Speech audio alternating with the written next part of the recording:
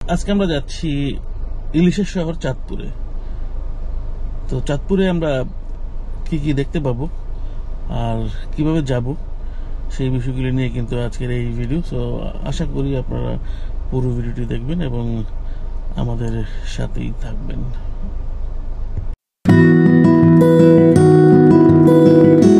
আর যাত্রা শুরুতেই আমরা চলে আসলাম সদরঘাট লঞ্চ টার্মিনালে।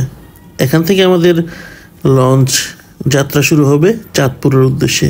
আর আপনি এখানেই পেয়ে যাবেন সব ধরনের লঞ্চ চাঁদপুর যাওয়ার জন্য।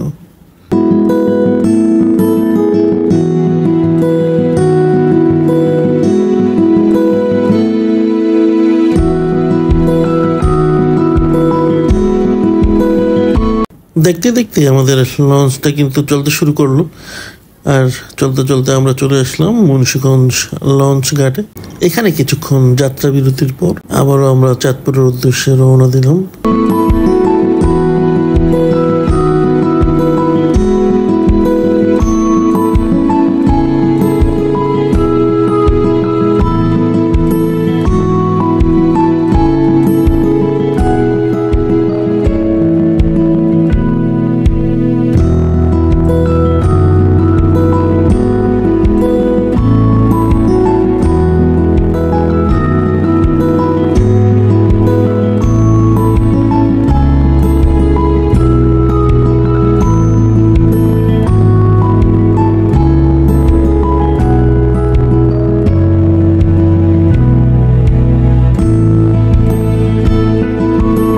বুক চিরে বয়ে চলছে আমাদের এই লঞ্চ। এখন আমরা চলে আসলাম পদ্মা নদীতে। পদ্মা নদীটা কিন্তু অনেক প্রশস্ত আর লঞ্চের ভিতরে কিন্তু অনেক মানুষের আনাগোনা। আজকের ভিড়টা কিন্তু একটু বেশিই ছিল, যেহেতু ঈদের পরপর আমরা গিয়েছিলাম চাঁদপুর ভ্রমণ করতে। আর দেখতে দেখতে আমরা কিন্তু চলে এসেছি চাঁদপুর লঞ্চ ঘাটে। আর এসেই দেখলাম একটু মানুষের মধ্যে বাক বিতণ্ডা।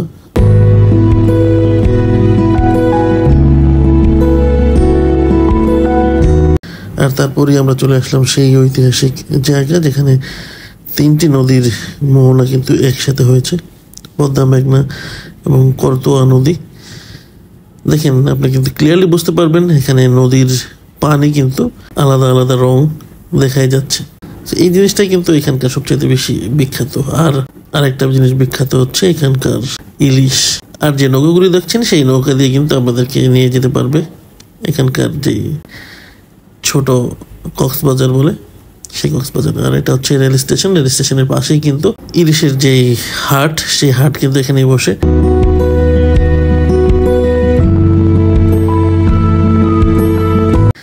আর এর পাশাপাশি কিন্তু আপনি অন্যান্য মাছও কিন্তু এখান থেকে কিনে নিতে পারবেন। আর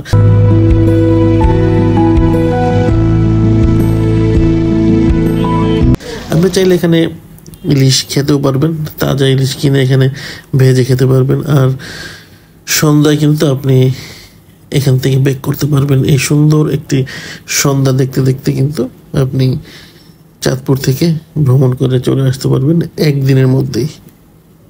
ধন্যবাদ সবাইকে আমাদের এই ভিডিওটি দেখার জন্য।